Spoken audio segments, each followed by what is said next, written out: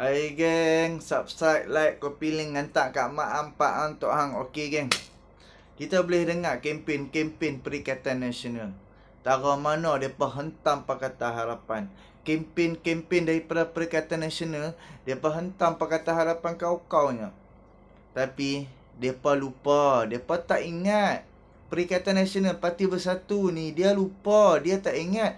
Dan juga puak-puak Parti PAS ni pun depa lupa, depa tak ingat. Komponen Parti Bersatu itulah yang ada di dalam Pakatan Harapan. Komponen Parti Bersatu inilah yang kuasai Pakatan Harapan ketika 22 bulan. Jangan lupa yang tu geng. Jangan lupa nah yang tu nah. Kita boleh tengok entah dari mana atau hang baru first time macam hang bertanding, tapi hang mewakili Parti Bersatu, tahu-tahu hang boleh jadi timbalan menteri.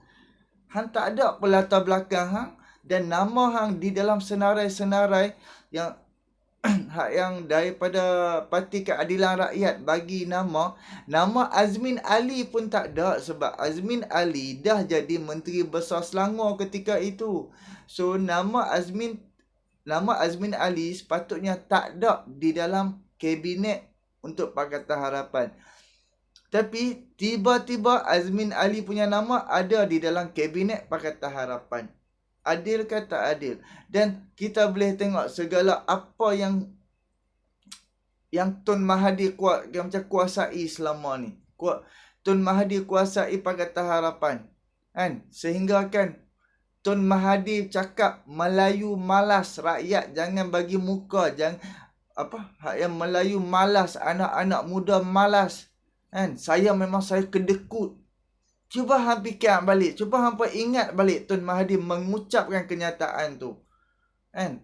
Lepas tu tiba-tiba hari ni hari ni dia dah tubuh Parti Pejuang, dia dah buat kira macam GTA. Dia nak bantu rakyat, dia nak bagi intensif kepada rakyat.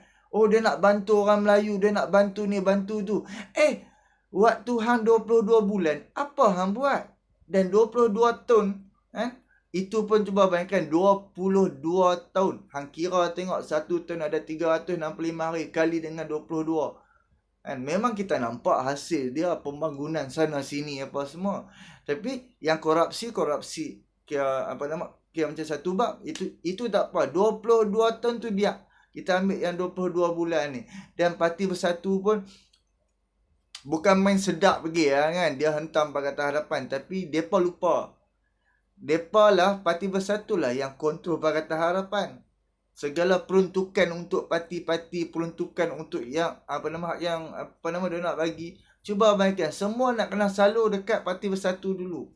Sedangkan yang akar dia, yang punca, yang tunjang dia ialah Parti Keadilan Rakyat, Parti PKR.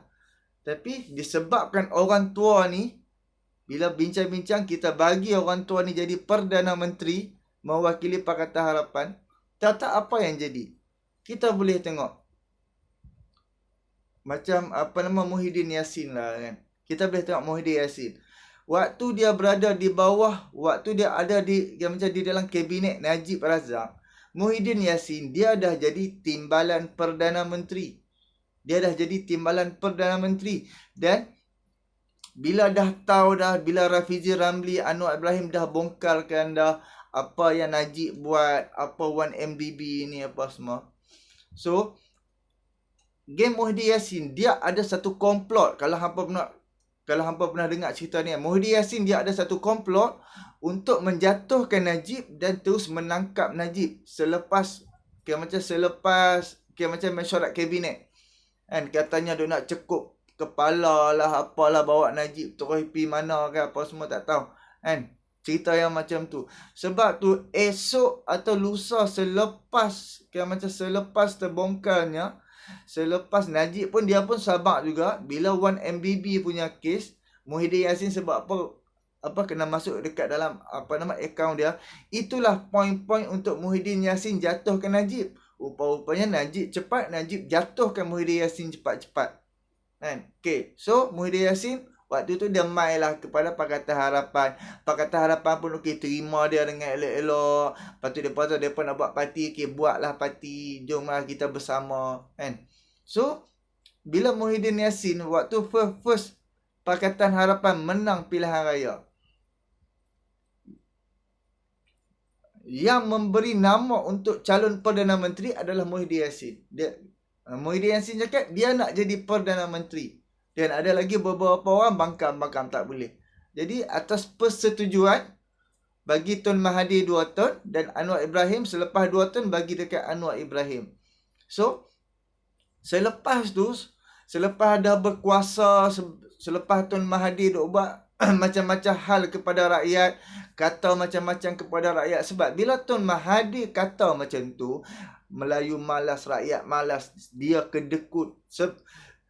Macam sebelum Pakatan Harapan menang, kita menyebut soal kita nak bantu rakyat, kita nak beri manfaat kepada rakyat. Dan apabila dah jadi kerajaan, cuba tengok apa ucapan-ucapan Tun Mahathir.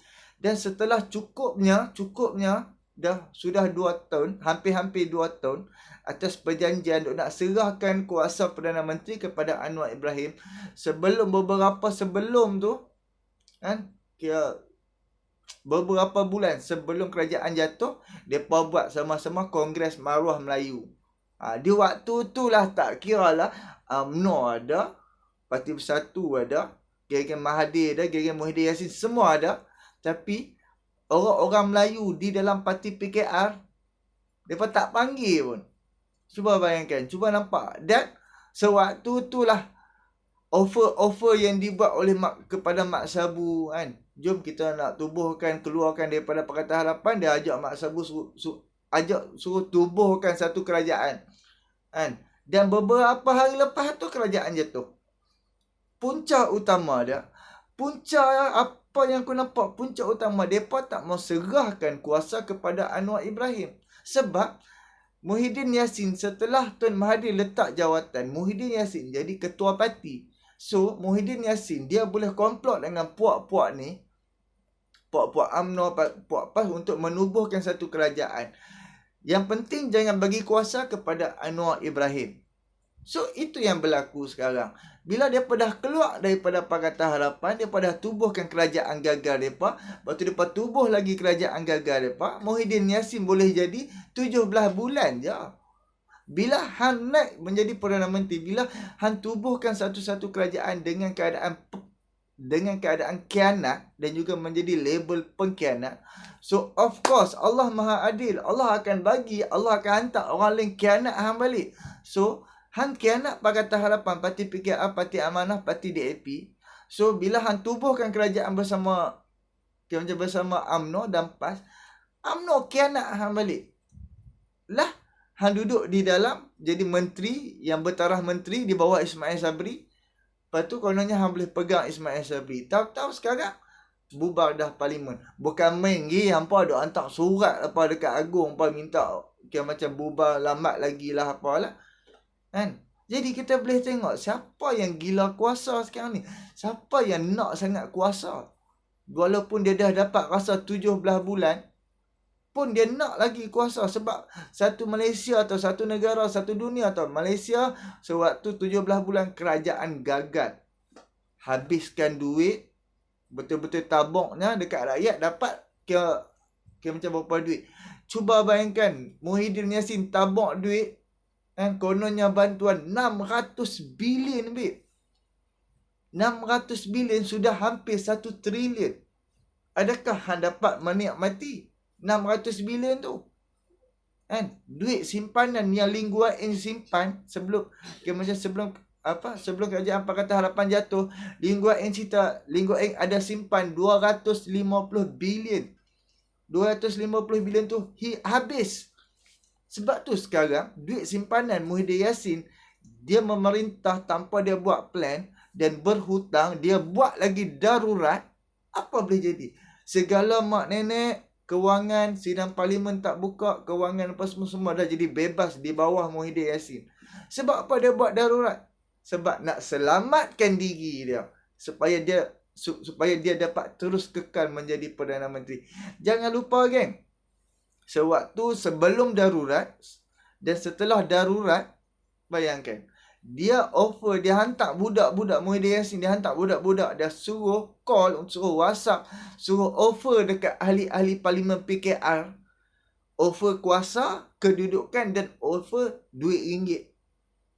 Offer jutaan ringgit dan kedudukan supaya ahli parlimen PKR ni dan ahli parlimen daripada Parti Amanah melompat masuk ke dalam untuk menyokong Muhyiddin Yassin. Dia offer puluhan juta ringgit, babe. Sebab tu kita boleh tengok belasan orang lompat daripada Pakatan Harapan demi nak ikut Muhyiddin Yassin. Last, memanglah hampa boleh dah rasa nikmat, tapi tetap juga dikhianati oleh puak-puak yang mana, siapa yang hang khianati? Allah hantar orang lain untuk khianati hang balik. So, padan muka.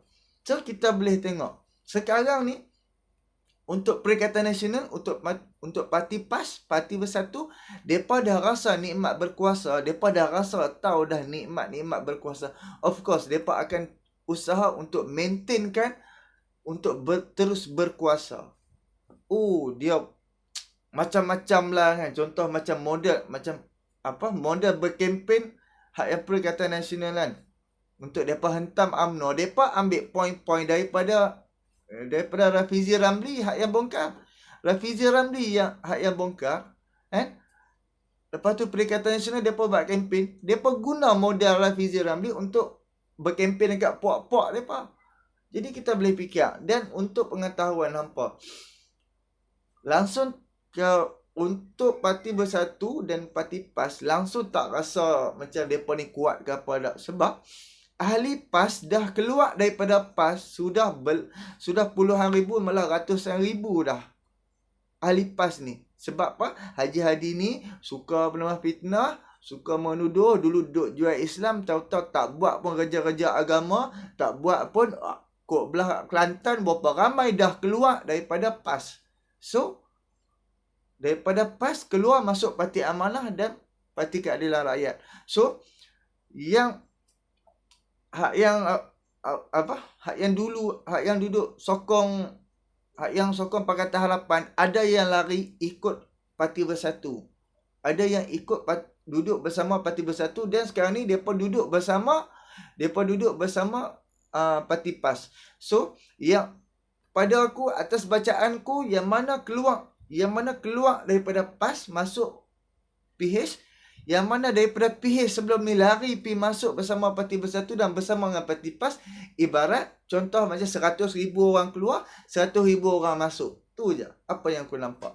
Dan kita kena ingat waktu PRU 14 dulu, PAS tara mana duk fitnah, DAP, tetap depa menang 18 kursi je. Depa bertanding 120 kursi. Sewaktu itulah yang terbongkar. Parti PAS terima 90 juta daripada UMNO. Sebab tu PAS bertanding 120 kursi. Dan sekarang untuk tahun ni, pilihan raya akan datang ni, PAS hanya bertanding mungkin 50 kursi saja. Sebab PAS hanya target 30 kursi menang. Okey, lepas tu dia macam dia akan bertanding macam 50 kursi. Why? Macam mana hang nak buat RUU 355? Macam mana hang nak buat hudud? Bukan main. Hang kata, kita perlukan kemenangan 2/3. Kalau hang nak menang 2/3, tapi hang bertanding pun 50 je, 60 je, kok mana hang nak boleh dapat 2/3? So, fikir-fikirkanlah, geng. Jangan mudah diperbodohkan. Jangan mudah dipermainkan. Ini semua sentimen agama. Kita tak boleh main, babe. Sebab ini Malaysia. Malaysia bukan ada Melayu Islam saja. Malaysia ada Cina, ada India, ada Iban, ada Kadazan, Sabah, Sarawak, Siam. Jadi, kalau kita ada isu Melayu, hak yang warga negara hak lain ni, Cina, India, Iban, Kadazan apa? Siapa yang nak bela? So, dengan Pakatan Harapan, dengan Parti Keadilan Rakyat ni, parti ni, dia tak kira lah hang Hindu kah, hang Cina kah, hang Melayu kah. Kira macam parti PKR ni, parti pelbagai bangsa. Kita duduk bersama untuk mendapat keharmonian. Kan? Kita tak resis, kita tak bergaduh. Berbeza dengan Parti UMNO duk Islam Melayu dengan parti PAS Melayu Islam Melayu macam Melayu Islam, lepas tu duk laga-lagakan dengan parti yang bukan Islam. So kalau betul-betul bolehlah, memang akan boleh berlaku macam pergaduhan balik. Jadi jangan duk main isu-isu agama ni. Rakyat Malaysia dan sekarang ni rakyat Malaysia dah banyak bijak lah. Kan? Sentimen agama ni mereka tak fikir lah. Mereka hanya nak seperti mana Pakatan Harapan Parti PKR Rafizi Ramli membentangkan apa yang perlu buat. Ekonomi kita, pertanian kita, untuk mata wang kita, apa yang perlu buat. Jadi bila Rafizi Ramli dah masuk ke macam dah aktif kembali dengan Parti PKR Ayuh Malaysia, alhamdulillah kepercayaan rakyat kembali kepada Pakatan Harapan. So dah panjang, fikir-fikirkan geng, tolak Barisan Nasional, tolak Perikatan Nasional, sokonglah Pakatan Harapan dan tolak GTA. Duk jual Melayu. Lalas bila dah berkuasa, Melayu malas. Manifesto bukan kitab suci. Setelah Tun Mahathir cakap manifesto bukan kitab suci, berapa ramai ahli-ahli Parlimen PH kecewa. Dia time itulah rakyat mula kata dekat PH kencing, hancing, penipu. Bermula Tun Mahathir mengeluarkan kenyataan itulah. So sekarang ni taik semua Pakatan Harapan kena tangguh. Sedangkan yang keluarkan kenyataan tu adalah Tun Mahathir. Jadi fikir-fikirkan, siapa pengkhianat negara? Puluhan tahun berkuasa orang Melayu, orang Cina, puluhan tahun berkuasa orang Cina aja boleh pegang ekonomi negara. Orang Melayu kita ke mana? Siapa yang buka peluang untuk orang Cina pegang ekonomi Malaysia? Fikir yang tu, siapa yang buka peluang? Setelah 60 tahun orang Melayu, orang Islam memerintah Malaysia. Setelah 60 tahun lebih orang Melayu. Perdana Menteri daripada merdeka sehingga hari ini, Perdana Menteri adalah Perdana Menteri Melayu. Fikir kan, siapa yang membuka jalan, siapa yang membenarkan orang bukan Islam kuasai ekonomi kita. Okey, fikir-fikirkan. Like, share, dan komen. Kau pilih hantar kat mak pak hang tu hang. Assalamualaikum.